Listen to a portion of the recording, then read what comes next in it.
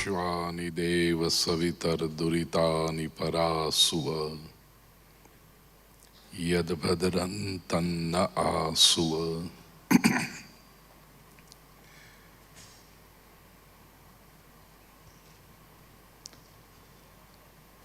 आदरणीय दिनुबा,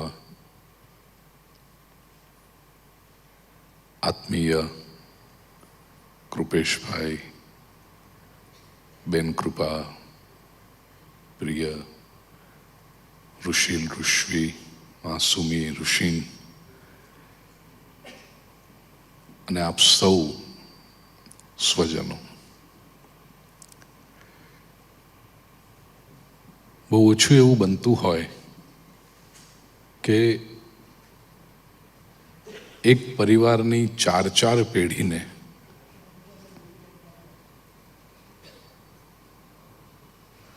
તમે બહુ ક્લોઝલી ઓળખતા હો અને 5 પેઢી હું ઘણું રહ્યું છું એટલે જ આદરણીય અંબાલાલ દાદા, ઘનશ્યામભાઈ,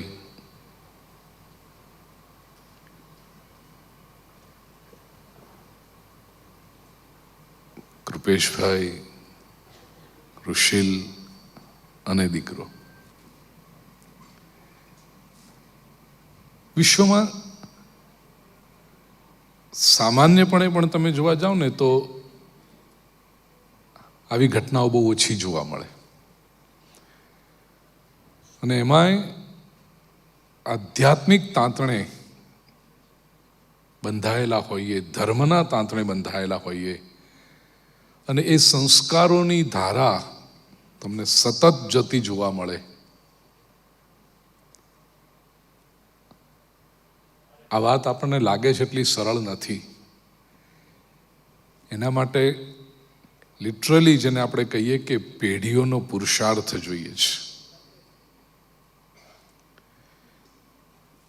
એક જણે બહુ સરસ કહ્યું છે, વેસ્ટર્ન થિંકરે, કે મહાપુરુષો સમુદ્ર પરના ફીણ જેવા હોય છે.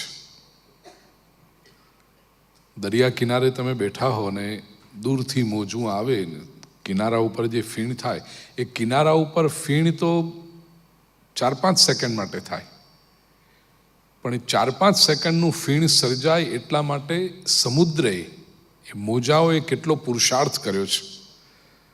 દૂરથી મોજું ઉછળાયું, પડ્યું, પાછું ઉછળાયું, પાછું પડ્યું, વળી કરતા કરતા કરતા કરતા કિનારા ઉપર થોડી ક્ષણો માટે ફીણ આવે છે. હમણાં જે બેને વાત કરી ઋષિલ ઇન્ડસ્ટ્રીઝની પ્રગતિ વિશે કે આ પરિવારની પ્રગતિ વિશે, એના માટે પેઢીઓથી જાગૃત રહેવું પડે છે. કૃપેશભાઈ હમણાં સવારે નાસ્તા પર બેઠા હતા, દિનુબા સાથે વાત થઈ અને પછી હું કહેતો હતો કે વડીલ કેવા હોવા જોઈએ. ઘણા લોકો વડીલ બની જાય છે પણ એમને બનતા આવડતું નથી હોતું. ઉંમર થાય એટલે વડીલ બની જાય, પણ એ વડીલ તરીકેનું પોતાનું સ્થાન, પોતાનો મોભો, કેવળ હું મોટો છું કે હું મોટી છું એટલે તમે માનો એમ નહીં, પણ સામા માણસને ગમે એવી રીતે રહેવું. એ સામે બેઠો છું એટલે નહીં, અને વર્ષોથી જ આપ તો સૌ મને સાંભળો જ, મને ખબર, આપને જાણો છો કે ક્યારેય ખોટી પ્રશંસા કરતો નથી, પણ મને એમ લાગે કે પરિવારમાં વડીલ કેવા, એની જો ટ્રેનિંગ લેવી હોય ને તો દિનુબા હરતી ફરતી યુનિવર્સિટી છે.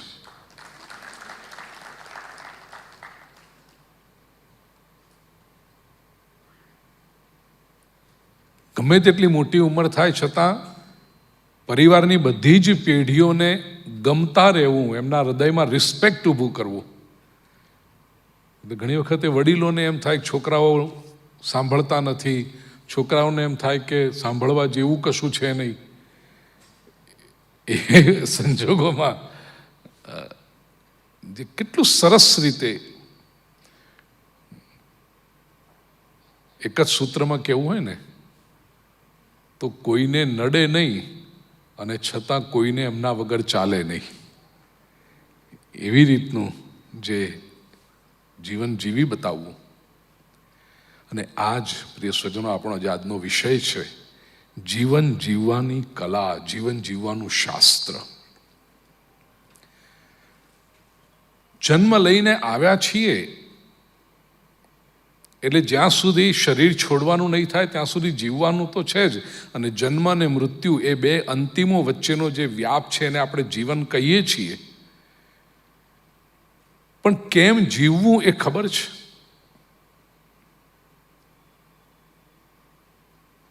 એક વિચારકે બહુ સરસ કહ્યું છે, ન ભણતો તો ડૉક્ટર ગુણવંત શાહનો આ કોટ છે કે લાઇબ્રેરીમાં ગયેલા માણસને ખબર છે કે પોતે લાઇબ્રેરીમાં શા માટે ગયો છે. હોટલમાં જઈને બેઠેલા વ્યક્તિને ખબર છે કે પોતે હોટલમાં શા માટે જઈને બેઠો છે. સ્કૂલ કોલેજમાં કે ટ્યુશન ક્લાસીસમાં ગયેલા બેઠેલા વિદ્યાર્થીને ખબર છે કે પોતે શા માટે ત્યાં ગયો છે. બજારમાં ગયો હોય, મોલમાં ખરીદી કરવા ગયો હોય, વ્યક્તિને ખબર છે કે પોતે શા માટે ત્યાં ગયો છે. દરેક જગ્યાએ ગયેલા વ્યક્તિને ખબર છે કે પોતે ત્યાં શા માટે ગયો છે, પણ જીવનમાં આવેલા વ્યક્તિને ખબર છે કે પોતે જીવનમાં શા માટે આવ્યો છે. What is the purpose of my being in this body, in this earth? શા માટે આવે છે? કે બસ બીજાઓ જીવે છે એમની સામે જોઈ જોઈને કાં તો એમના જેવું કાં તો એમને દેખાડો કરવાને માટે આપણે જીવ્યા કરીએ છીએ. આપણા જીવનનો ડ્રાઇવિંગ ફોર્સ કયો છે?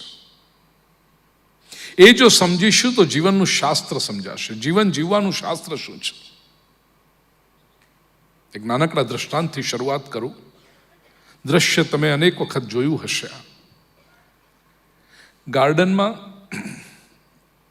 એક ભાઈ ને કૂતરું પાળ્યું હશે. સરસ મજાનું નાનકડું રૂપાળું કૂતરું, આવડું નાનું, અને આજુબાજુ બધું વાળ વાળ વાળ વાળ વાળ વાળ વાળ જેવું. એ કઈ બ્રાન્ડ કહેવાય? બ્રાન્ડની શું કે નહીં, પેડિગ્રી. જે લોકો શોખીન હશે એને ખબર હશે કે વાળ વાળ વાળ જ હોય. આમ ઘણી વખત આપણે જોઈએ તમારા વાળમાં કૂતરું ક્યાં છે શોધવું પડે. એવું નાનકડું કોમળ ગલુડિયા જેવું લાગે. એને લઈને પેલા ભાઈ આવ્યા હશે બગીચામાં. બગીચામાં ચાલતા ચાલતા પેલા ભાઈને કોઈક સરસ મજાનો છોડ દેખાય, એના પર ખીલેલા પુષ્પો દેખાય. એ છોડના ફૂલનું સૌંદર્ય માણવાને માટે પેલા ભાઈ ઊભા રહે. 10 સેકન્ડ 15 સેકન્ડ ના થઈ હોય ત્યાં તો પેલું કૂતરું ખેંચે એમને, કુદાકૂદ કરીને ઊંચું નીચું થઈને. એ પેલા ભાઈ પેલું ફૂલ પડતું મૂકીને કૂતરાની પાછળ કૂતરું આગળ. વળી પાછા કોઈક જગ્યાએ ઊભા રહે, કોઈક જૂના કોઈ મિત્ર મળી ગયા હોય એની પાસે, વાતો કરે. ત્યાં તો પેલું કૂતરું કુદાકૂદ કરે. 10 સેકન્ડ 15 સેકન્ડ કેમ છો, શું છે, તબિયત કેમ છે, ત્યાં વાત કરીને ત્યાં પેલું કૂતરું ખેંચે. આ ખેંચે છે એટલે પછી આપણે મળીએ એમ કહીને જાય પાછળ. આ દ્રશ્ય કોઈ એક નાનો બાળક જોઈ રહ્યો હતો, 10-12 વર્ષનો, અને એની બાજુમાં એના પિતાજી બેઠા હતા. આ દ્રશ્ય જોઈ અને એ બાળકે પોતાના પિતાને પૂછ્યું, પપ્પા, બહુ સરસ ઇંગ્લિશમાં છે, dad, is that man walking a dog or is that dog walking a man? વાસ્તવિકતા શું છે? આ માણસ કૂતરાને લઈને ફરવા નીકળ્યો છે, કૂતરું માણસને લઈને ફરવા નીકળ્યું છે. કારણ આદર્શ તો એવો છે કે માણસ માલિક છે, કૂતરું એનું પેટ છે, પાળેલું છે, એટલે એ આગળ ચાલે ને કૂતરું પાછળ ચાલવું જોઈએ. પણ અહીંયા એવું થાય છે કે પેલા માણસને જે કરવું છે એ કરવા નથી મળતું. એને છોડ પાસે ઊભા રહીને ફૂલનું સૌંદર્ય માણવું છે. કૂતરું ખેંચે એટલે છોડ મૂકીને જતા રહેવું પડે છે. કોઈ મિત્ર મળી જાય એની સાથે વાત કરવી છે, કૂતરું ખેંચે એટલે છોડીને જતા રહેવું પડે છે. પ્રિય સ્વજનો,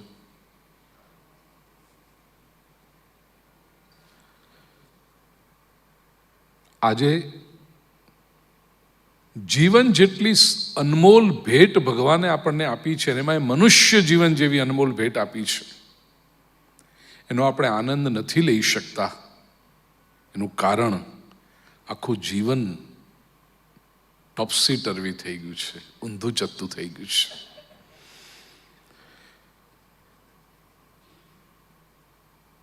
કૂતરા આપણને ચલાવે છે, આપણે કૂતરા નથી ચલાવતા. અને આ દ્રષ્ટાંતમાં કૂતરું છે ને એ સંસારના બહારના આકર્ષણો છે. માણસ થોડીક સંપત્તિ જુએ, થોડીક સત્તા જુએ, કંઈક વાહવાહ જુએ, પ્રસિદ્ધિ જુએ, અને આવું કંઈક જુએ એટલે એ પોતાની જાતને પડતું મૂકી અને એ બધાની પાછળ દોડે છે.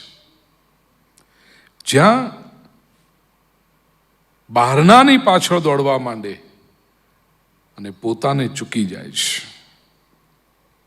પ્રિય સ્વજનો, એવું જ્યારે થાય ત્યારે આ બહુ જ મોટું નુકસાન થાય છે. માણસ પોતાની ઇન્ટ્રિન્સિક વેલ્યુઝ, પોતાની આંતરિક ઉર્જા, આંતરિક લક્ષણો એને ચૂકી જાય છે. અને યાદ રાખજો એક વસ્તુ, સુખ આપણે ભલે બહાર શોધતા હોઈએ, પ્રસન્નતા, શાંતિ, સ્થિરતા, આ બધું બહાર શોધતા હોઈએ, વસ્તુતઃ એ બહાર નથી, એ ભીતર છે. અને જેટલો માણસ બહાર જાય છે એટલો એ ભીતરને ખોતો જાય છે.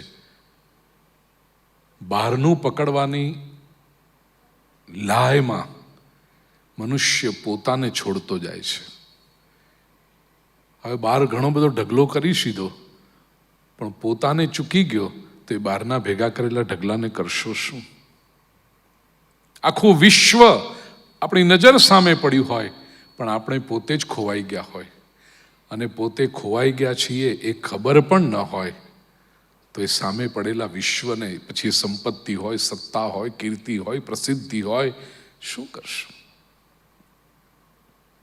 જીવન જીવવાનું શાસ્ત્ર તો જ સમજાય જો માણસ પહેલો પોતે પોતાને પામી શકે.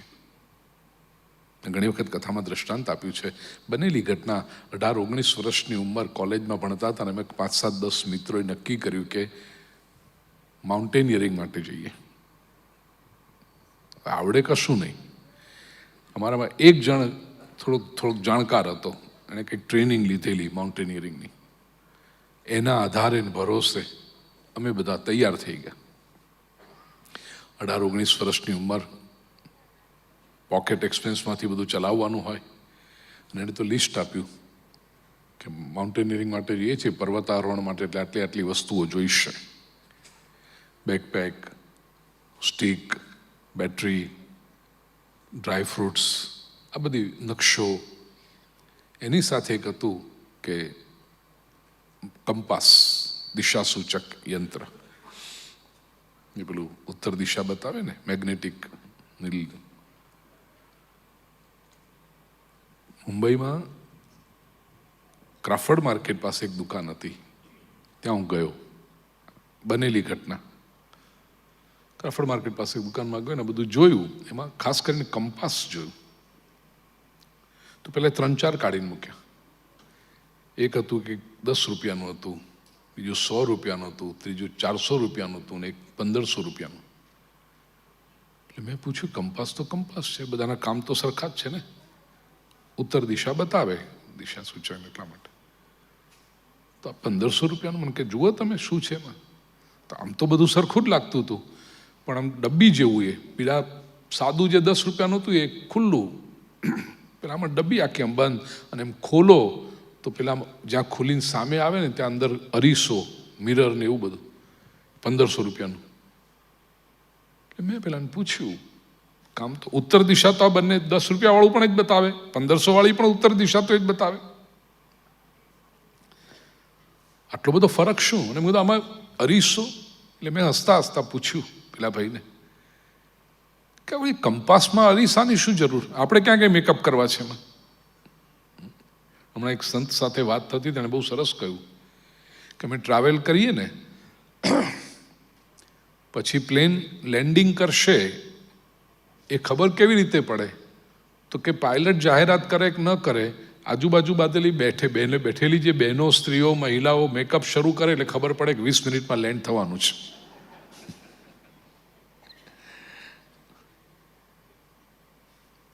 તો પેલા ભાઈ મને પૂછ્યું, આપણે ક્યાં મેકઅપ કરવો છે? કંપાસમાં વળી મિરરની શું જરૂર? પેલા ભાઈએ, દુકાનદારે મને પૂછ્યું કે તું આ લે છે શું કામ? અમે જંગલમાં જવાના છીએ, માઉન્ટેનિંગ કરવાના છીએ, તો નકશો લીધો છે ને એમાં કંપાસ. કંપાસ શું કામ? તો કે ક્યાંક ભૂલા પડી જઈએ. મેં કહ્યું કે ભૂલા પડી જઈએ તો દિશા સૂચન માટે ખબર પડે, બરાબર ને? એટલા માટે.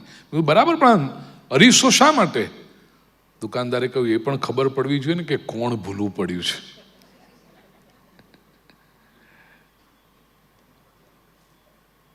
આ અરીસો એટલા માટે છે, જ્યાં સુધી આપણને ખબર નથી, સ્વ પ્રત્યેની જાગૃતિ નથી, ત્યાં સુધી યોગ્ય માર્ગે આવી શકાતું નથી. અને આજના યુગમાં એ થયું છે કે બીજું બધું જ ભેગું કરવાની પાછળ રેટ રેસમાં દોડેલો પડતો માણસ પોતાની જાતને ગુમાવી બેઠો છે. જીવનના કેટલાક જે મહત્વના પડાવો હોય છે ને પ્રિય, જ્યોર્જ હર્બર્ટ નામનો એક બહુ સરસ વિચારક છે, એણે કહ્યું કે સફળ જીવન, ધન્ય જીવન કયું કહેવાય? 20 વર્ષે જે દેખાવડો ન હોય, 30 વર્ષે જે કામ કરવાની તાકાત ન ધરાવતો હોય, 40 વર્ષે જે ધનવાન ન હોય અને 50 વર્ષે જે શાણો ન હોય, એ વ્યક્તિ જીવનમાં ક્યારેય રૂપાળો, કામ કરવાવાળો, ધનવાન કે શાણો ના થઈ શકે. આ દરેકની એક ઉંમર છે. 20 વર્ષે માણસ દેખાવડો દેખાવે. સંસ્કૃતમાં તો કહ્યું છે, પ્રાપ્તે તું 16 વર્ષે ગર્દભી અપ્સરા ભવેત. મારે અનુવાદ નથી કરવો. કેટલાક વાક્ય એવા છે ને, ટ્રાન્સલેશન કરીએ તો અમુક લોકોને ખોટું લાગી જાય. તમે હા પાડો તો ટ્રાન્સલેશન કરું આનો અનુવાદ. પ્રાપ્તે તું 16 વર્ષે ગર્દભી અપ્સરા ભવેત. 16 વર્ષની થાય એટલે ગધેડી પણ અપ્સરા જેવી દેખાય. આમાં ધ બાયોલોજી ઇઝ વર્કિંગ. સારા જ દેખાય વખત. અને એ ઉંમર જ એવી છે કે રસ્તે ચાલ્યા જતા ગાડી પાર્ક કરી હોય તો એના કાચમાં આપણે આમ જોઈને જરાક આમ કરવાનું મન થઈ જાય. પછી 16 વર્ષની દીકરી હોય, 16 વર્ષનો દીકરો હોય, ઉંમર એવી છે. 20 વર્ષે જે વ્યક્તિ હેન્ડસમ ના હોય, 20 વર્ષની ઉંમર એવી છે કે તમારું સૌંદર્ય, તમારું સૌષ્ઠવ પૂરેપૂરું ખીલેલું હોય. જો 20 વર્ષે ના હોય પછી તમે 60 વર્ષે ગમે તેટલા રંગ રોગાન કરો ને કાંઈ ના થાય. 30 વર્ષે જે કામ કરવાની તાકાત ન ધરાવતા હોય, ઉર્જા ના હોય જેની પાસે 30 વર્ષે એનર્જી કામ કરવાની, એ પછી ન કરી શકે. 40 વર્ષે જે ધનવાન ના હોય, પ્રિય સ્વજનો, જીવનની સંપત્તિની જે સીડ મની કહેવાય ને, પછી આગળ ગ્રો થતા. હવે તમારા વેપારીઓ આગળ આ બ્રાહ્મણ શું વાત કરે સંપત્તિવાનની? પણ 40 વર્ષે જે વ્યક્તિ સંપત્તિવાન ન હોય, એ પછી ઠીક છે મારા ભાઈ, FD નું વ્યાજ ગણતા રહેવાનું કે સિનિયર સિટીઝન હવે થયા એટલે 0.5% વધારે મળશે. એમાં કઈ છોકરાઓ દૂધ ના પીવે. 40 વર્ષે જે ધનવાન ન હોય અને 50 વર્ષે જે શાણો ન હોય, જીવનનું ડાપણ. એટલા માટે જ આપણે ત્યાં કહ્યું, વડીલોનો આદર કરો, વડીલોનું સન્માન કરો. શા માટે? એ જે શીખ્યા છે ને એ જીવનમાંથી શીખ્યા છે. ગઈકાલે જ મુંબઈમાં પ્રવચન કરતો હતો, ત્યાં કહ્યું કે પુસ્તકનું ગણિત અને જીવનનું ગણિત તદ્દન જુદું છે. પુસ્તકનું ગણિત શીખી ગયા એટલે જીવનનું ગણિત આવડી જશે એવું નથી હોતું. જીવન બહોત કુછ સિખા દેતા. પુસ્તકના ગણિતમાં બહુ સીધી સરળ વાત છે, 2 ને 2 4 થાય. જીવનના ગણિતમાં 2 ને 2 4 થાય જ એવું નથી હોતું. જીવનના ગણિતમાં 2 ને 2 3 પણ થાય, 2 ને 2 5 પણ થાય, અને કોકના જીવનમાં તો 2 ને 2 22 થાય. અહીંયા બેઠેલાઓમાંથી દરેક વ્યક્તિ જો પોતાનો અનુભવ કરે ને, તેવા કેટલાક લોકો હશે, એ કહેશે કે આખી જિંદગી ઢસરડા કર્યા, આપણી જિંદગીમાં તો 2 ને 2 3 જ થયા. સહેજ આગળ વધવા ગયા ને પાછું પગલું પાછળ જ પડ્યું, પાછું પગલું પાછળ જ પડ્યું. કંઈ ગણતરીઓ બધી ગોઠવાઈ જ નહીં. એ 2 ને 2 3ની ફરિયાદ કરવાવાળા હશે. અમુક લોકો હશે કે બધું બરાબર ચાલે છે, 2 ને 2 4 બધું ગોઠવાયેલું છે, જેમ ચાલે છે. કોઈક કહેશે કે ના, આપણે તો 2 ને 2 5 થયા છે. અને કોઈક ઈશ્વરના કૃપાપાત્ર એવા પણ હશે, એ પ્રામાણિકતાથી અને નમ્રતાથી કહે કે આપણી જિંદગીમાં તો 2 ને 2 22 થયા છે. આ જીવનનું ગણિત છે. દ્રષ્ટાંત આપીને વાત કરી. ગામડાની એક સ્કૂલમાં શિક્ષકે વિદ્યાર્થીઓને પૂછ્યું કે એક વાડામાં 10 ઘેટા હોય અને એક ઘેટું જો વાડામાંથી નીકળી જાય તો હવે કેટલા ઘેટા બચે? એટલે બધા ઘેટાઓની બધા છોકરાઓ જે બેઠા હતા એમણે કહ્યું 9. બરાબર, આપણે કહીશું ભાઈ 10 ઘેટા જો વાડામાં બંધ હોય, પૂરી રાખ્યા હોય, એમાંથી એક ઘેટું નીકળી જાય તો કેટલા બચે? 9. બધા વિદ્યાર્થીઓ કીધું 9 9 9. એક વિદ્યાર્થી હતો, આમ હાથ જો આવી રીતે આમ કરીને સાહેબ સામે જોયા કરે, ટીચર સામે. શિક્ષકે કહ્યું, તું કેમ જવાબ નથી આપતો? નથી લાગતું તને 9? તો કે ના સાહેબ, એવું નથી. આ બધા લોકો 9 કે છે. તો કે બધા કે છે, પણ વાત ખોટી છે એમની. શિક્ષક ગુસ્સે થઈ ગયા, આટલું સિમ્પલ મેથેમેટિક્સ નથી આપતું. 10માંથી 1 જાય તો 9 બચે. પેલો વિદ્યાર્થી કે સાહેબ, હું ભરવાડનો દીકરો છું, ઘેટા ચરાવું છું, મને ખબર છે વાડામાં 10 ઘેટા પૂર્યા હોય ને એમાંથી 1 નીકળે ને તો બીજા 9 નીકળી જાય, રે નહીં અંદર, એકે ના બચે. વાડામાં 10 ઘેટા હોય ને 1 નીકળી જાય તો 9 બચે. આ ચોપડીનું ગણિત. અને 10માંથી 1 ઘેટું નીકળે તો કોઈ ન બચે. આ જીવનનું ગણિત. પુસ્તકના ગણિતમાં અને જીવનના ગણિતમાં ફરક હોય છે. જીવન જીવવાનું શાસ્ત્ર એ સમજી શકે જેને જીવનનું ગણિત સમજાય. એ કેવી રીતે આપણે? પ્રિય સ્વજનો, કેટલાક શ્લોકો ગઈકાલે ફ્લાઇટમાં આવતી વખતે હું જોતો હતો. પહેલા તો કેવી ડાયરીઓ રાખવી પડતી. મેં ઋષિને કહ્યું, કૃપા તું આજ વાપરે છે ને ભજન માટે. સરળ થઈ ગયું કામ આથી. નીતિ શતક, મેં કદાચ પહેલા પણ તમને વાત કરી છે. ભર્તૃહરિ મારા પ્રિય કવિઓમાંના એક છે. અને ભર્તૃહરિએ 3 શતકો રચ્યા છે. શૃંગાર શતક, વૈરાગ્ય શતક. એની પાછળની ઘટના પણ છે, મારે આજે નથી કહેવી. કદાચ મેં આપણા જ કોઈ કાર્યક્રમમાં પહેલા કહી પણ હતી એ ઘટના. રાજા છે, અત્યંત વિલાસી છે, અને વિલાસપૂર્ણ જીવન જ્યારે જીવતા હતા ત્યારે એને શૃંગાર શતક લખ્યું. શતક એટલે 100 શ્લોક. શૃંગાર, ઇરોટિસિઝમ. અને ભર્તૃહરિના શૃંગાર શતક વિશે એવું કહેવાય કે એ જો 100 શ્લોક શૃંગાર વિશેના કોઈક સંન્યાસી પણ વાંચે ને તો એક વખત તો એને એમ થાય કે ભગવા કાઢીને પાછા સંસારી થઈ જઈએ. આ સંસારના લોકો કેવી મજા કરે છે ને આપણે રહી ગયા, એવું સંન્યાસીને પણ લાગે. જીવનમાં એક ઘટના એવી બની, પછી ભર્તૃહરિએ વૈરાગ્ય શતક લખ્યું. એ વૈરાગ્ય શતક વાંચે, ભલો સંસારમાં ડૂબેલો વ્યક્તિ પણ જો વૈરાગ્ય શતક વાંચે તો એક વખત એના મનમાં થઈ જાય કે આપણે શું કરી રહ્યા છીએ, સાવ કીચડમાં ફસાયા છીએ, છોડો આ બધું, નીકળો. એ સંસાર છોડીને નીકળી. એટલી શક્તિ, એટલું સામર્થ્ય એ શબ્દોમાં છે ભર્તૃહરિના. પણ આ બંને શતક લખ્યા પછી ભર્તૃહરિને લાગ્યું કે જીવન એક્સ્ટ્રીમ્સ પર જીવાતું નથી. ઓવર ઇન્ડલ્જન્સમાં પણ જીવન નથી જીવાતું. કેવળ ખાઓ પીઓ મજા કરો ને ભોગમાં જ રચ્યા પચા રહ્યો એવી રીતે પણ જીવન નથી જીવાતું. અને બધું છોડીને જતા રહો, સંસારનો ત્યાગ કરો, તિરસ્કાર કરો, સંસારની નિંદા કર્યા કરો, એમાં પણ જીવન નથી જીવાતું. વાસ્તવિકતા છે કે આ સંસારમાં રહેવાનું છે, આ શરીરમાં રહેવાનું છે, આવેલા કર્તવ્યો નિભાવવાના છે. તો કેવી રીતે કરવું? ભર્તૃહરિએ નીતિ શતક લખ્યું. 100 શ્લોકો નીતિ વિશે. અને આ શૃંગાર શતક કંઈ વાંચવાની જરૂર નથી, આપણે આમાં ઘણું બધું કરીએ છીએ. વૈરાગ્ય શતક વાંચીને સંસાર છોડીને ભાગી જવાની એ જરૂર નથી. અભ્યાસ માટે વાંચવું હોય તો અવશ્ય વાંચજો, પણ નીતિ શતકનો અભ્યાસ ચોક્કસ કરજો પ્રિય સૂચન. એટલું પ્રેક્ટિકલ વિઝડમ. ખરેખર તો આ જીવન જીવવાનું શાસ્ત્ર કૃપેશ આપણે કરીએ ને, મને એમ લાગે કે 2 ગ્રંથોનું જો અધ્યયન કરીએ ને આપણે, નીતિ શતક અને ચાણક્ય નીતિ.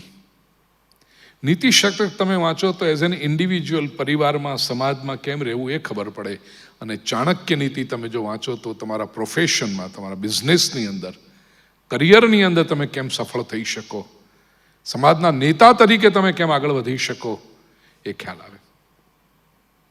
હમણાં જ આપણી યુટ્યુબ ચેનલ પર ઋષિલ બેટા સાંભળજે, ઇંગ્લિશમાં મેં 10 વર્ષ પહેલાં ઇંગ્લિશમાં ન્યુયોર્કમાં પ્રવચન કર્યા હતા ચાણક્ય નીતિ પર.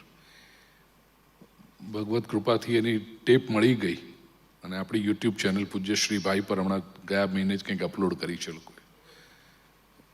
ચાણક્ય નીતિ ઇંગ્લિશમાં. આ 2 ગ્રંથોનું જો અધ્યયન કરો, શ્રીમદ ભગવદ્ ગીતા, શ્રીમદ ભાગવત, રામાયણ, દેવી ભાગવત, શિવકથા, આ તો બધું આપણે ચોક્કસ કરીએ છીએ, પણ પ્રેક્ટિકલ વિઝડમ જેને કહેવાય, નીતિ શતક અને ચાણક્ય નીતિ. ભર્તૃહરિ નીતિ શતકમાં કહે છે, આજે આદરણીય ઘનશ્યામભાઈને અંજલિ આપતી વખતે મારે આ નીતિ શતકનો શ્લોક યાદ કરવો છે. વાંછા સજ્જન સંગમે પરગુણે પ્રીતિ ગુરૌ નમ્રતા વિદ્યાયાં વ્યસનમ સ્વયોષિતિરતિ લોકાપવાદાદ ભયમ ભક્તિશૂલિની શક્તિરાત્મદમને સંસર્ગમુક્તિ ખલે એતે યેષુ વસંતિ નિર્મલ ગુણા તેભ્યો નરેભ્યો નમઃ. તેભ્યો નરેભ્યો નમઃ. એ નરને, એ પુરુષને નમસ્કાર હો. કોને? જેનામાં આટલા ગુણ છે. વાંછા સજ્જન સંગમે, પહેલા લિસ્ટ આપી દો, પછી એક એકનું ચિંતન કરીએ આપણે. જેને સજ્જનોના સંગની અભિલાષા છે, જે સારા માણસોનો સંગ શોધે છે. વાંછા સજ્જન સંગમે પરગુણે પ્રીતિ, બીજાના ગુણ પ્રત્યે જેને પ્રેમ છે, અને ગુરૌ નમ્રતા, ગુરુજી સમક્ષ, વડીલો સમક્ષ જે નમ્રતા છે. વિદ્યાયામ વ્યસનમ, વિદ્યા પ્રત્યે, જ્ઞાન પ્રત્યે જેને આકર્ષણ છે, રુચિ છે. સ્વયોષિતિરતિ, પોતાના જીવન સાથી પ્રત્યે જેને પ્રેમ છે, અનુરાગ છે. લોકાપવાદાદ ભયમ, લોકાપવાદથી જે ડરે છે. લોકાપવાદની એટલે લોકો શું કહેશે એની જે ખેવના રાખે છે. આના વિશે ડિટેલમાં આપણે વાત કરીએ છીએ. ભક્તિ શૂલિની, શૂલિની એટલે ભગવાન શંકરમાં ભક્તિ, પોતાના ઈષ્ટદેવમાં ભક્તિ છે. શક્તિરાત્મદમને, આત્મદમન, આત્મસંયમ કરવાની જેને ઉર્જા છે, ઉત્સાહ છે. સંસર્ગ મુક્તિ ખલે, દુષ્ટજનોના સંસર્ગમાંથી મુક્ત કરવા માટેની જેનામાં હિંમત છે. એતે યેષુ વસંતિ નિર્મલ ગુણા, આ 9 ગુણો જેનામાં છે, તેભ્યો નરેભ્યો નમઃ. એવા પુરુષને નમસ્કાર હો. સૌથી પહેલું લક્ષણ કયું પ્રિય સ્વજનો? વાંછા સજ્જન સંગમે. જીવનને જો ધન્ય કરવું હોય, આ જીવન જીવવાનું શાસ્ત્ર છે, સજ્જનોના સંગની અભિલાષા રાખો. A man is known by the company he keeps. દારૂની દુકાનો કાળ ઉભો રહીને માણસ દૂધ પણ પીતો હોય ને તો લોકો એમ જ સમજશે કે આ દારૂ જ પીએ છે. We are known by the fact that what kind of people do we mix around. સંગનો રંગ લાગ્યા વગર રહેતો નથી. काजल की कोठरी में कैसा ही जतन करो, काजल का दाग भाई लागे ही लागे. કોઈ એમ વ્યક્તિ કહે આ બધા દોસ્તારો બધા ખોટા છે, અમુક માણસો હવે, પણ આપણે બહુ લેવા દેવા ને, આપણે તો રોજના 2-4 કલાક એની સાથે ગાળીએ. 2-4 કલાક જો તમે રોજના એની સાથે ગાળતા હશો, એના વિચારો આવશે આવશે ને આવશે જ. એ અસર થયા વગર રહેતી જ નથી. સજ્જનોના સંગની અભિલાષા. પ્રિય સ્વજનો, સાચું પૂછો ને, સંત પાસે જ્યારે કોઈ વ્યક્તિ જઈને બેસે, જ્ઞાની, તેજસ્વી, વિદ્વાન મહાપુરુષ પાસે જઈને બેસે, એ પછી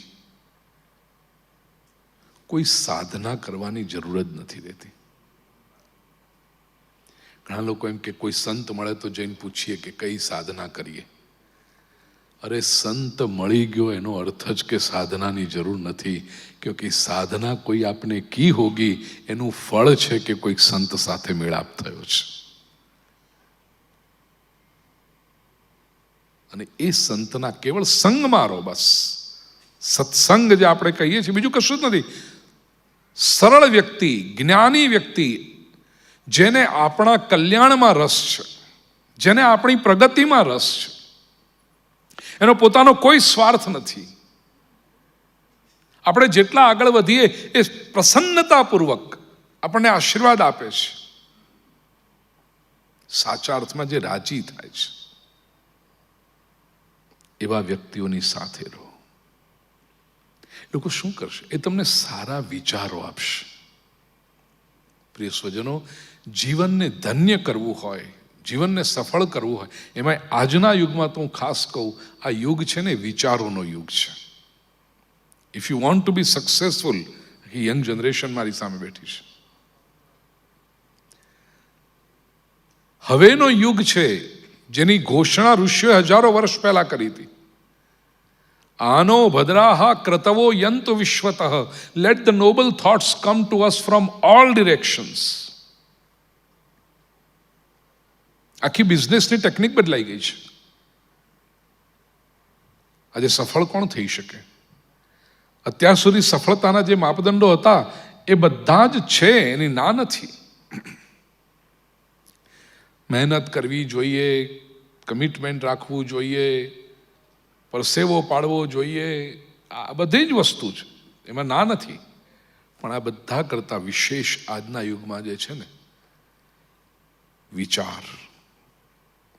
સક્સેસ માટે સૌથી મહત્વનું આજે કોઈ હોય તો એ વિચાર છે. It is an idea that makes the man successful. 60-70ની ઉપરની ઉંમર છે, એ લોકો પોતે ધંધા કર્યા, કમાયા, સફળ થયા, બધું જ હશે. મારા વડીલ હરિકિશનભાઈ મને દેખાઈ રહ્યા છે. જિંદગીનો અનુભવ. એ જે ધંધો કેવી રીતે કરે? ભાઈ માલ લાવો, કંઈક વેચો. આપણી પાસે દુકાનમાં કંઈક હોવું જોઈએ, ગોડાઉનમાં કંઈક ભરેલું હોવું જોઈએ, તો તમે કરી શકો. આધુનિક યુગના જે બિઝનેસીસ છે, મિલિયોનેર, બિલિયોનેર્સ થાય કોઈ ઇન્વેન્ટરી વગર. એમ આઈ રાઈટ ઋષિલ? એરબીએનબી તમે જુઓ, દુનિયાભરમાં હોટલો ની સૌથી મોટામાં મોટી એને એજન્સી કહેશો, શું જો દુનિયાભરમાં, એને પોતાની 1 સ્ક્વેર ફૂટની જગ્યા નથી. 30 વર્ષ કે 40 વર્ષ પહેલા વિચારી શકતા હતા આપણે કે હોટલ કરવી હોય પહેલા જગ્યા લો, મકાન બનાવો, રૂમો બનાવો, આ કરો, સ્ટાફ રાખો, બધું કરો, ત્યારે હોટલ થાય ને. આ માણસની 1 સ્ક્વેર ફૂટ જગ્યા નથી અને દુનિયાભરમાં બધાને હોટલો આપે છે. આ ઉબર ને બધા જે છે ને, હા, ઓલા ને, આ તો દરેક જગ્યાએ ગાડીઓ ભાડે ફેરવે. પહેલો વિચાર આપણને ગાડી ભાડે ફેરવે તો આપણે રાખવી પડે ને, ગાડી રાખવો પડે, ડ્રાઈવર રાખવો પડે, આ કરવું પડે. એની પોતાની એક ગાડી નથી. એને પોતે કોઈ પગારદાર ડ્રાઈવર નથી એનો, માત્ર એક પ્લેટફોર્મ બનાવી દીધું વિચાર એણે કર્યો કે ડ્રાઈવર પેસેન્જર શોધે છે, પેસેન્જર ગાડી શોધે છે, આ બેને જો એક જગ્યાએ ભેગા કરીએ તો આપણે શું જરૂર છે ગાડીઓ રાખવાની? મલ્ટી મિલિયનર્સ, એમેઝોન ને આ બધા લોકો છે ને પોતાને માત્ર ગોડાઉન હોય, એનો પોતાનો એક માલ નહીં, એક ફેક્ટરી નહીં, કશું જ નહીં. બનાવવાવાળો બનાવે, સ્ટોકિંગ કરવાવાળો સ્ટોકિંગ કરે, આ માત્ર પ્લેટફોર્મ એક આપે. એમેઝોનની પોતાની ઇન્વેન્ટરી કેટલી? 0. અને છતાં દુનિયાનો સૌથી મોટો વેપારી. આ કેવી રીતે સફળ થયું? વિચાર. પ્રિય સ્વજનો, હવેનો જે યુગ છે ને એમાં સફળતા માટે વિચાર જોઈએ, અને આ વિચાર આપણને સજ્જનો પાસેથી મળે છે. તમે કેવા લોકો પાસે બેસો છો? આઈડિયાઝ, અને એ જ્યારે આવે તો જીવનમાં સફળ થઈ શકાય. આ પહેલી વસ્તુ, વાંછા સજ્જન સંગમે.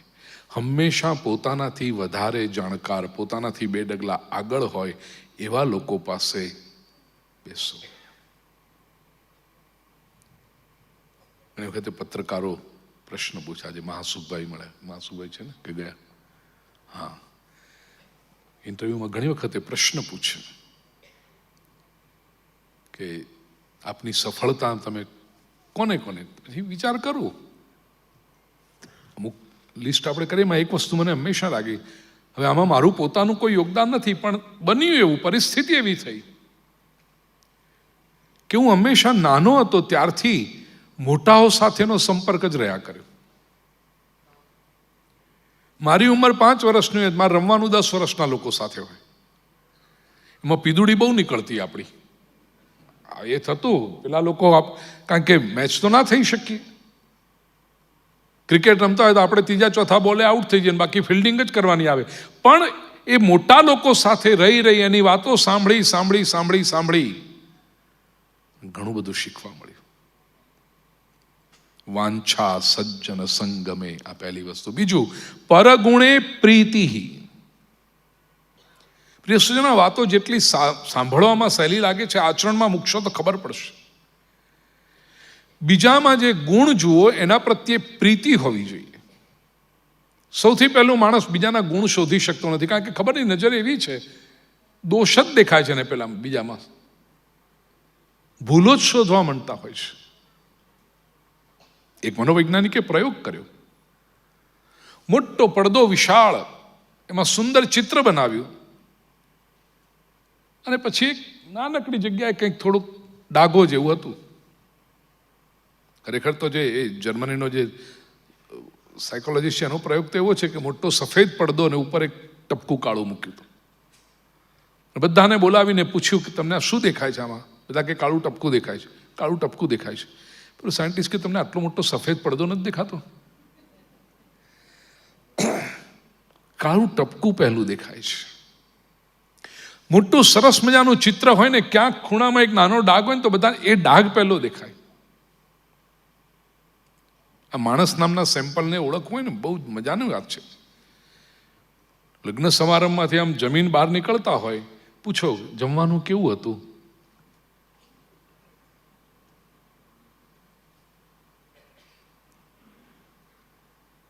બરફીમાં જરા કામ વાસ ના આવી તમને? બીજી 15 આઈટમો હતી, તને વાસ આવી એ જ પકડાયું? જે સારું છે શોધો. પરગુણે, જીવનમાં જો જીવવાની, સફળ થવાની, પ્રાપ્ત કરવું હોય પ્રિય સ્વજનો, યાદ રાખજો, બીજાના ગુણ શોધતા જાઓ. એનામાં સારી વસ્તુ શું છે ઉપાડો. સાદી ભાષામાં કહું, હંસ બનો, કાગડા ન બનો. હંસા તો મોતી ચુગે. કાંકરાઓની વચ્ચે મોતી પડ્યા હોય ને, એ હંસ તો મોતી ઉપાડી લે, અને કાગડો હોય મીઠાઈની દુકાનની બહાર હોય ને તો એ પેલા પોદળામાં જઈને કાગડો અંદર ચાંચ નાખે. આટલી બધી મીઠાઈઓ એને ના દેખાય. પરગુણે પ્રીતિ, બીજાના ગુણોનું દર્શન, એનામાં સારું શું છે એ શોધી કાઢો. અને આ બધા જે લક્ષણો છે ને, એના વત્તા ઓછા અંશે મારો તો પરિચય, આપ સૌનો પણ પરિચય ઘનશ્યામભાઈમાં દેખાતા.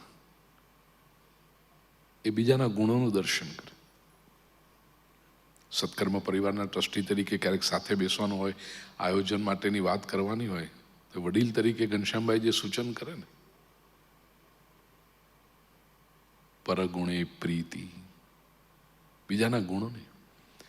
ગુરવ નમ્રતા, ત્રીજો ગુણ છે. ગુરુની આગળ નમ્રતા. હવે ગુરુ એટલે જ્ઞાની ગુરુ એ તો અવશ્ય, પણ સંસ્કૃત ભાષામાં ગુરુ એટલે જે આપણાથી મોટા છે તે. માતા, પિતા, દાદા, દાદી, કાકા, કાકી, જે વડીલો છે. આધુનિક યુગમાં એક બહુ મોટો અકસ્માત થઈ રહ્યો છે, ને એ કે વડીલોની આખી સત્તાને ઉખાડી નાખવામાં આવી છે. નવી પેઢી જરાક ભણેલી ગણેલી થાય, એકાદ ડિગ્રી આવી જાય એટલે એમને એમ જ લાગે કે અમને બધી ખબર પડે છે. અને એમાં આ ગૂગલ આવી ગયું ને, છોકરાઓને લાગે વડીલોને શું પૂછવાનું, અમને બધી ગૂગલમાં પૂછી જ લે છે.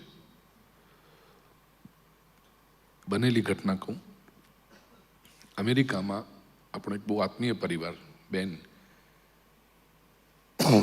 ડૉક્ટર, ગાયનેકોલોજિસ્ટ, પીડિયાટ્રિસ્ટ, નાના બાળકોના ડૉક્ટર, 65 વર્ષની ઉંમરે રિટાયર થયા. લગભગ 35 વર્ષની કરિયર પછી, સક્સેસફુલ કરિયર પછી અમેરિકામાં. અને એમને એક દીકરીને ત્યાં બાળકનો જન્મ થયો. એટલે બેબી સિટિંગ માટે, ધ્યાન રાખવા માટે જરૂર તો પડે, ત્યાં આપણે બધાને ખબર છે એનું. ગયા ત્યાંની છોકરીને, જે દીકરી હતી એને તો જોબ પર જવાનું, કરિયરને એમાં, બાળકને મૂકીને જાય મમ્મી પાસે. પણ એ નવી દીકરી, જે દીકરીની ઉંમર 28 વર્ષની, બાળક 3 મહિનાનું, અને આ માં 65 વર્ષની રિટાયર્ડ પેડિયાટ્રિક ડૉક્ટર. 28 વર્ષની પેલી યંગ મધર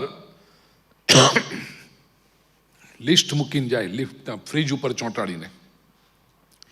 સવારે 8:10 બાળકને આ આપવાનું, પછી 10:20 આ આપવાનું. ફીડ પણ પંપ આઉટ કર્યું હોય ને ફ્રીજમાં મૂકીને ગયું હોય દૂધ, આ આપવાનું. હવે પેલી પાછો થાય ને 10:20 કંઈક આપવાનું હોય ને, 10:30 ફોન આવે, મમ્મી આ આપ્યું? મમ્મી કે ના બેટા, સૂતો તો એટલે મેં ઉઠાડ્યો નથી એને, હમણાં ઉઠશે એટલે હું આપીશ. ના ના ના, 10:20 આપવાનું એટલે આપવાનું જ, ઉઠાડીને આપી દેવાનું. પેલી માં કે બેટા એવું ના હોય. બોલ, એમાં ખટરાક થાય બેને, મા દીકરીને બેને. આવી રીતે જ કરવાનું, આમ ગૂગલમાં આમ કહ્યું છે. પેલી માં કે બેટા, સૌથી પહેલું તો હું માં છું, મેં તને મોટી કરી, બીજા બાળકોને મોટા કર્યા, તમારામાં શું ખામી રહી ગઈ? હું માં છું, મારા ગ્રાન્ડ ચાઇલ્ડ માટે કંઈ ધ્યાન નહીં રાખું? બીજું, આઈ એમ અ પીડિયાટ્રિક્સ, 35 વર્ષની મારી પ્રેક્ટિસ બાળકોના ડૉક્ટર તરીકેની. આઈ નો, મને ખબર છે કે બાળકોને શું કરવું જોઈએ. બોલો, 35 વર્ષની પેડિયાટ્રિક પ્રેક્ટિસ સાથેની માં જે કે એ ન ચાલે, પેલા ગૂગલે જે કહ્યું એ કરવાનું. એ બેને આંખમાં આંસુ સાથે મને કહ્યું, ગુરુજી શું કરે? આ નવી પેઢીને આ વિચારો આવી રીતે માનતા જ નથી આપણું. પ્રિય સ્વજનો, ગુરવ નમ્રતા, વડીલો પ્રત્યે નમ્રતાનો ભાવ રાખો. આપણા સારામાં સારા વેલવિશર્સ જો કોઈ હોય, આપણા સારામાં સારા શુભેચ્છક હોય, તો આપણા માતા પિતા છે, આપણા દાદા દાદી છે. એનાથી વધીને કોઈ વેલવિશર આપણું હોઈ શકતું નથી. એના પ્રત્યે આદરનો, રિસ્પેક્ટ કરો, એમને સાંભળો તો ખરા. આજે ખબર નહીં કેવી એક તુમાખી આવી ગઈ છે કે મમ્મી તને ખબર ના પડે, પપ્પા તમારા જમાના ગયા. અને મમ્મી પપ્પાને જો ખબર ના પડે તો દાદા દાદી તો પ્રી હિસ્ટોરિક થઈ ગયા ને. એ તો એમને તો શું ખબર પડે. આનાથી તકલીફ શું થાય છે ખબર છે? મોટી અનુભવનો આખો ભંડારને આપણે તરછોડી દઈએ છીએ. મા બાપ પાસે જે અનુભવ છે જીવનનો, દાદા દાદી પાસે જે અનુભવ છે જીવનનો, ફ્રેશ આઈડિયાઝનું સ્વાગત, એની ના નથી, પણ અનુભવનું જે મહત્વ છે, તો ગુરવ નમ્રતા. પ્રિય સ્વજનો, જો તમે ભાગ્યશાળી હો, તમારી આજુબાજુ માતા પિતા, અને આનું મહત્વ શું છે એ જો જાણવું હોય ને, તો જેણે માતા પિતા ગુમાવ્યા છે એને પૂછજો. જ્યાં સુધી હોય છે ત્યાં સુધી સમજાતું નથી, પણ અનુભવનો જ્ઞાન લો. ગુરવ નમ્રતા આ જીવનની સફળતાને માટે ખૂબ જ આવશ્યક છે. ત્રીજું, વિદ્યાયામ વ્યસનમ. જ્યાં પણ જાણવા મળે, વિદ્યાનું વ્યસન હોવું જોઈએ. જે ક્ષણે આપણને એમ લાગે કે મને બધું આવડે, ત્યાં સમજી ચાલો વિકાસ અટકી ગયો, પૂરો થઈ ગયો, સ્ટેગ્નન્સી આવી ગઈ, હું કોઈને પૂછીશ જ નહીં. અથવા તો ઘણા લોકો પાછા એવા હોય, ખરેખર ભગવાને એવી એવી વિચિત્ર ખોપડીઓ બનાવી છે. કેટલાક લોકો એમ કે આપણે પૂછવાનું 10 જણને, પણ પછી કરવું આપણે જે હોય જ કરવાનું, તો પછી 10 જણને હું કામ નકામા હેરાન કરે છે? તારે જે કરવું છે એ તું કરવાનો. એ લોકોનો ટાઈમ શું કામ બગાડે છે? વિદ્યાયામ વ્યસન. જેની પાસે જ્ઞાન છે, જેની પાસે અનુભવ છે, જેની પાસે શાસ્ત્ર છે, એનું વ્યસન. કંઈક નવું જાણવાની અભિલાષા રાખો. એક પણ દિવસ જીવનમાં એવો વીતવો ન જોઈએ જે દિવસે આપણે કશું નવું શીખ્યા નથી. અને એના માટે બીજું કંઈ જ કરવાની જરૂર નથી, માત્ર એન્ટેના ખુલ્લા રાખો. ચોપડીઓમાંથી જ બધું મળશે એવું માનવાની જરૂર નથી, પણ આપણા એન્ટેના, જો આપણી રિસેપ્ટિવિટી હશે, કોની પાસેથી પ્રાપ્ત થાય? નાનામાં નાનો માણસ પણ ઘણું મોટું શીખવી જતો હોય છે.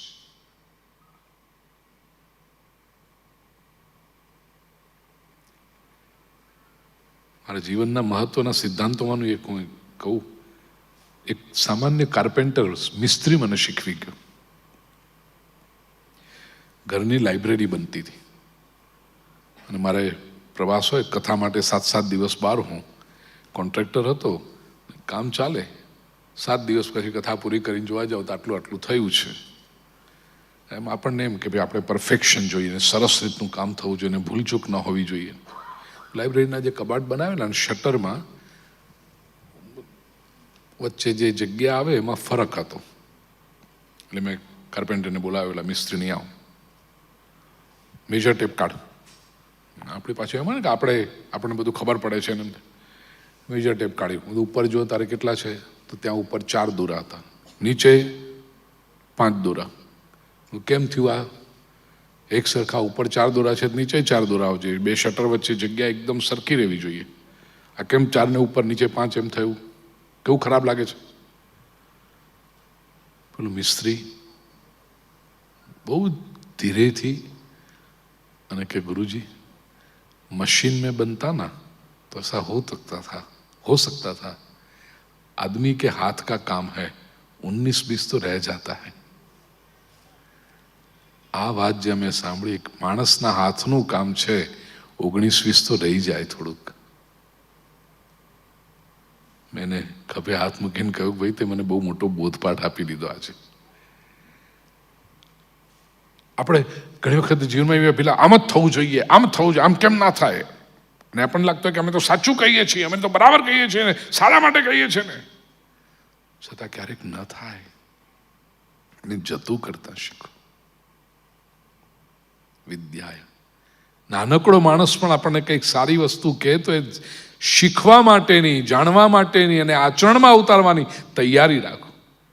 અને પ્રિય સ્વજન, આ જ્યારે 19-20 તો હોય એવું શીખ્યા ને, એટલી બધી શાંતિ થઈ ગઈ છે એનાથી. પછી પરફેક્શનિસ્ટ બનવું એમની ના નથી, પણ થોડું કંઈક થાય તો ઠીક છે. હસતા હસતા રડી પડે, ભાઈ માણસ છે. રમતા રમતા લડી પડે, ભાઈ માણસ છે. થોડુંક જતું શીખવાની વૃત્તિ. વિદ્યાયામ વ્યસનમ સ્વયોષિતિરતી. પોતાના જીવનસાથી પ્રત્યે, પોતાની આસપાસ જે વ્યક્તિઓ ગોઠવાય છે એના પ્રત્યે અનુરાગ, એના સાથે પ્રેમ હોવો જોઈએ. આજે મોટા ભાગે સમાજમાં જે દેખાય છે, નથી મળ્યું એના તરફ આકર્ષણ છે, અને જે મળી ગયું છે એના પ્રત્યે ઉપેક્ષા છે. કોલેજમાં કોઈકના પ્રત્યે આકર્ષણ જ્યાં સુધી ન મળતું હોય ત્યાં સુધી બહુ ખેંચાણ કરે, ક્યારે જોશે ને ક્યારે હા પાડશે ને ક્યારે મળવાનું થશે ને ક્યારે કોફી પીવા આવશે ને ક્યારે ફિલ્મ જોવા આવશે. સાંજના એક કોફી પીવા માટે અડધો કલાક મળે તો કિક લાગી જતી હતી કે હા હા હા કેવું મજા આવી ગઈ. હવે એ જ વ્યક્તિ ત્યારે તમારા જીવનનું પાત્ર બનીને ગોઠવાય છે. તમે કેમ હશે? હું તો કંઈ બોલતો જ નથી.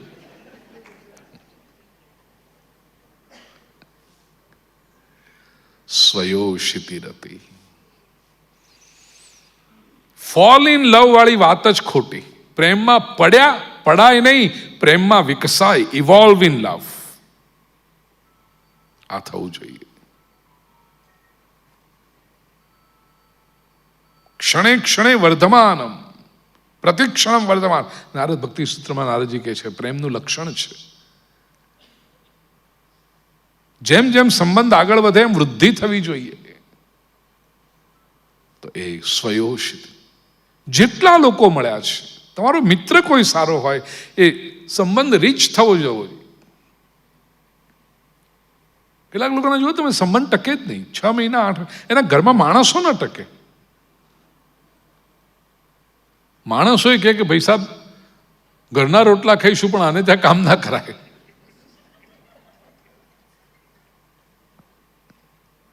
સ્વયોષિત જીવન જીવવાની વસ્તુ. એકલો વ્યક્તિ કશું જ નહીં કરી શકે. ધ્યાન રાખજો, you have to build a team. અને ટીમ બિલ્ડ કરવા માટે જે બોન્ડિંગ છે, તમે પરિવારમાં હો, કોર્પોરેટ લેવલ પર હો, તમારી ઓફિસમાં હો, તમારી કરિયરમાં, એટલું યાદ રાખજો, માણસ લાગણીનો ભૂખ્યો છે. કેવળ પૈસાથી કે કેવળ એનાથી માણસ નથી ખરીદી શકાતો. પરિવારના સંબંધોમાં તમે ક્રેડિટ કાર્ડ આપી દીધું, ગાડી ડ્રાઈવર આપી દીધા, સરસ મજાનું ફર્નિચર આપી દીધું, સુખ સગવડના સાધન આપી દીધા, 5-6 ક્લબની મેમ્બરશીપ આપી દીધી, એટલે થઈ ગયું, પૂરું થઈ ગયું સંબંધ. માણસને માણસની જરૂર હોય છે. અમદાવાદ શહેરની જ બનેલી ઘટના છે, 20 વર્ષ પહેલાની. કથામાં એક ભાઈને ત્યાં હતો. ચોથે દિવસે કથામાં કૃષ્ણ જન્મ થયો. પછી એમના ઘરે બેઠા હતા, એમના બંગલે. દિવસે ભાઈ થોડાક લાગણીશીલ થઈ ગયા. મને કે ગુરુજી, મારા હૃદયની એક વેદના મારે તમારી સાથે શેર કરવી. હું શું? એક મારો દીકરો છે એક. એમ? એટલે 4 દિવસથી કથા ચાલે, મને તો દેખાયું નહીં. તો કે બસ એ જ મારી પીડા છે. મારું માનતો જ નથી. હું કહું પૂરબ તો એ કે પશ્ચિમ. ઇંગ્લિશ મીડિયમમાં, સૌરાષ્ટ્રનો પરિવાર, લેકો જરા કેવો, આપણને ન આવડે પણ એને આવડવું જોઈએ. ઇંગ્લિશ મીડિયમમાં સારામાં સારી સ્કૂલ, લેવા માટે મૂકવા માટે ડ્રાઈવર ગાડી આપી દીધા. ડ્રાઈવર લઈ જાય, સ્કૂલમાં મૂકે, રિસેસ પડે એટલે રસોઈયાએ રસોઈ તૈયાર રાખી હોય, બીજો પેલો પાછો ડ્રાઈવર ટિફિન લઈને જાય, ત્યાં એને જમાડે. ત્યાં સ્કૂલમાંથી પાછો ડ્રાઈવર લઈ આવે એટલે પાછો મહારાજ એને જમવા આપી દે. 2 કલાક પેલી આયા એને ઊંઘાડે. ત્યાં તો ટ્યુશનવાળા ટીચર આવી ગયા, કેટલા મેં ખર્ચા એની પાછળ કરે. મેટ્રિકમાં બરાબર પર્સન્ટ ના આવે એટલે કોલેજમાં એડમિશન વખતે આપણી ઓળખાણ હતી, ડોનેશન મોટું આપીને કોલેજમાં એડમિશન કરાવ્યું, ગ્રેજ્યુએટ થયો. ગ્રેજ્યુએટ પછી આપણે એને ફોરેન મોકલો ભણવા, MBA કરવા માટે. ત્યાં ફોરેનમાં ભણવા ગયો કે વરાના 60 લાખ રૂપિયા તો ખર્ચો આવે. આપણને એમ થાય કે છોકરાની કેરિયર બને તો 60 લાખ ગોયડા. ગોયડામાં જ બધું ગોળાઈ ગયું.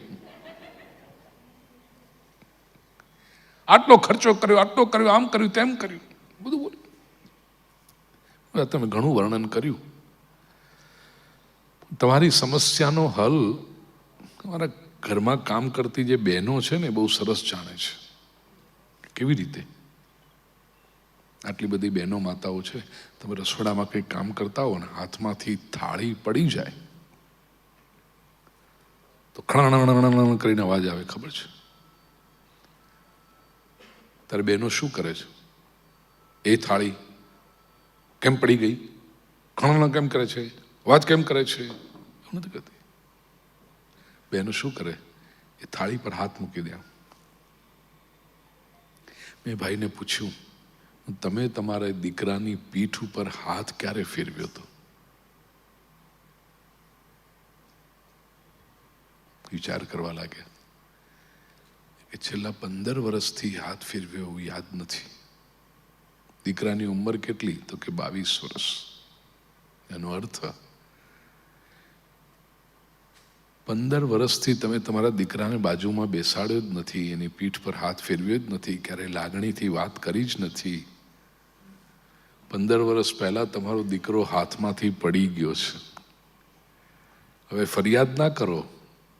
આ બહેનો જેમ થાળી પર હાથ મૂકી દે ને, તમે એની પીઠ ઉપર હાથ મૂકી દો, તમારો દીકરો તમારો થઈને રહેશે. બાજુમાં બેસાડો. પાછું મેં એમને કીધું કે આજે અચાનક બોલાવીને એકદમ પીઠ પર હાથ ફેરવવા નહીં માંગતા, નહીં તો દીકરાને થશે કે આજે 15 વર્ષે બાપાને થયું શું એકદમ. તમે તમારા એક કન્ફ્યુઝનની હાઈટ પર છો, દીકરો એની ગેરસમજણની હાઈટ પર છે. આ બંને વચ્ચે ખીણ છે મોટી. એક સેતુ બનાવો. માણસને માણસની જરૂર. સ્વયોષિતી રતિ. ક્યારેય લાગણીનું ઝરણું સુકાવા ન દેશો પ્રિય સ્વજનો. અને આજના યુગમાં તો અત્યંત આવશ્યક છે. આપણે જેમ સમજીએ કોઈને બહુ પૈસા આપીને આપણે રાખી લઈશું, કે કોઈને કોઈ મોટી મોટી ગિફ્ટ આપીને આપણે આપણી પાસે રાખી લઈશું, ને કોઈના મીઠી મીઠી વાતો કરીને આંજી દઈશું. બધા જ ડાયા છે, બધા જ સમજદાર છે. અને પ્રત્યેક વ્યક્તિ સંબંધોની જે જેન્યુઇનિટી છે ને એ સમજી જાય છે. દરેકમાં એટલી સમજણ કે આ માણસને જેન્યુઇન લાગણી છે, આ માણસ જેન્યુઇન આપણી પ્રગતિ ઈચ્છે છે. અને આંખમાં જે જેન્યુઇનિટી દેખાતી હશે, માણસ તમને ક્યારેય નહીં ભૂલે પ્રિય સૂચન. અને આ બધી વસ્તુઓ એક્ટિંગ નથી કરી શકાતી, કારણ કે બધા જ સમજદાર છે. એટલે વાસ્તવિક રીતે એવું જીવન જીવવું પડે છે. છઠ્ઠો ગુણ કયો? લોકાપવાદાત ભયમ. લોકાપવાદનો ભય રાખો. લોકાપવાદ એટલે લોકો શું કહેશે. હવે આમાં એક વાત ધ્યાન રાખજો, કેવળ લોકો શું કહેશે એની ચિંતા કરીને આપણે આપણી વિપ્રાસને અટકવાનું નથી. પણ મારાથી કોઈ એવું કામ ન થાય જેનાથી લોકો મારી, હું મુદ્દો નહીં આપું. આપણે સાચા છીએ, આપણે યોગ્ય છીએ, આપણે સારું જ કામ કર્યું છે. પછી લોકોની તો આદત છે, લોકોએ તો રામ અને કૃષ્ણને પણ નથી છોડ્યા, તો તમે હું કઈ વાડીના મૂળા. તો એ લોકોને મોઢે તાળા મારવા નહીં જવાય. પણ આપણા પક્ષે એટલું હોવું જોઈએ કે મેં કોઈ મુદ્દો આપ્યો નથી, હું કશું ખોટું કરતો નથી. આપણી જો ઇન્ટેગ્રિટી હશે ને પ્રિય સ્વજનો, તો લોકો તો પેલી મધમાં પેલી ગુણ ગુણ ગુણ ગુણ ગુણ થાય, પછી પાછું શાંતિ થઈ જાય, ને બહુ લાંબુ ટકતું નથી. અને લોકાપવાદાત ભયમનું શ્રેષ્ઠ ઉદાહરણ જો જોવું હોય ને તો ભગવાન શ્રી રામચંદ્રજી છે. સીતા ત્યાગ જેવો પ્રસંગ જે થયો છે એ કેવળ અને કેવળ લોકાપવાદાત ભયમને કારણે થયો છે. રામાયણની કથા વખતે હું કહું છું કે રામે પત્ની તરીકે સીતાનો ત્યાગ નથી કર્યો, રાજા રામે સીતાનો ત્યાગ કર્યો છે. ભક્તિ શૂલિની. પ્રિય સ્વજનો, જીવનને જો સફળ કરવું હોય તો જીવનમાં ભક્તિ અવશ્ય રાખો. ઈશ્વરે તમને બુદ્ધિ આપી હોય, ઈશ્વરે તમને સામર્થ્ય આપ્યું હોય, ઈશ્વરે તમને સરસ મજાના કોન્ટેક્ટ આપ્યા હોય, સંપત્તિ આપી હોય, એની સાથે જો ભક્તિ રાખશો ને તો આ બધું જ ખીલી ઉઠશે. પણ આ બધું આવ્યા પછી લોકો એમ સમજે કે આ લેવા માટે તો ભક્તિ કરવાની, આ તો બધું આવી ગયું, હવે શું કામ ભક્તિ કરવી છે? નહીં.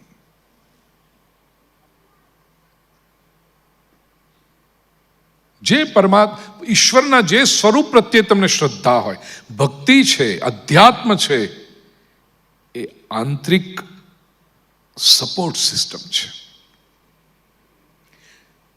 ઈશ્વરે એવા ક્ષેત્રમાં મૂક્યા છે કે નાનામાં નાના માણસથી લઈને મોટા માણસ સાથેનું ઇન્ટરેક્શન થતું હોય. અને એ જે થાય, પ્રિય સ્વજનો, એમ નહીં સમજતા કે સમાજ જેને મોટા માણસો ગણે છે એને જીવનમાં દુઃખ નથી હોતા. એને સમસ્યાઓ હોય છે, એને ચેલેન્જીસ હોય છે, એને પોતાની મૂંઝવણો હોય છે. અને મોટાઓની તો મૂંઝવણો બહુ મોટી હોય છે. નાના માણસની તો મૂંઝવણો હોય એ બીજાને કહી પણ શકે ને, એને કોઈ ખભે હાથ મૂકવા વાળું હોય કે ચિંતા નહીં કરતો હોય. આ મોટા માણસની મૂંઝવણ એવી હોય, પહેલું તો બિચારો કોઈને કહી ના શકે, અને જેને કહેવા જાને કે લો તમારે વળી શું તકલીફ, અરે એને છે તકલીફ, કોઈની વાત માનવા તૈયાર નથી. એ પોતાનું હૈયું ક્યાં પ્રગટ કરે? સમસ્યાઓ બધે જ હોય છે પ્રિય સ્વજનો. પણ એ વખતે જો ભક્તિ કરી હશે તો આંતરિક સપોર્ટ સિસ્ટમ છે. શક્તિરાત્મદમને, ઇન્દ્રિયોનો દુરુપયોગ ન થાય, સંપત્તિ સત્તાનો દુરુપયોગ ન થાય, એના માટે પણ એક શક્તિ જોઈએ છે. નહીંતર સંપત્તિ આવી ગઈ પછી માણસને એમ થાય કે મારી પાસે પૈસો છે, મને કોણ બોલી શકે, હું તો જે ધારું એ કરી શકું. સંપત્તિ આવ્યા પછી જ સંયમ રાખવાનો છે. કીર્તિ પ્રતિષ્ઠા આવ્યા પછી જ સંયમ રાખવાનો છે. આપણે કહ્યું, ખાધે પીધે સુખી થાય ને માણસ, પછી જ બગડવાની શરૂઆત થાય છે. એને એમ થાય કે હવે મારી પાસે બધું છે, હવે હું તો જે ધારું તે કરી શકું. એ જ વખતે સંયમ રાખવાનો છે. શક્તિરાત્મ દમને અને સંસર્ગ મુક્તિ ખલે. દુષ્ટ લોકોના સંસર્ગમાંથી મુક્ત રહેવાની આવડત જેનામાં હોય, આ જે ગુણો મેં પહેલા જેમ કહ્યું રીતે આપણા સૌના આદરણીય ઘનશ્યામભાઈમાં આ બધા જ ગુણો ઓછે વત્તે અંશે મેં તો જોયેલા, તમને પણ એમાં જોવા મળે. આ શૈલિસ્ટ મેં આપ્યું.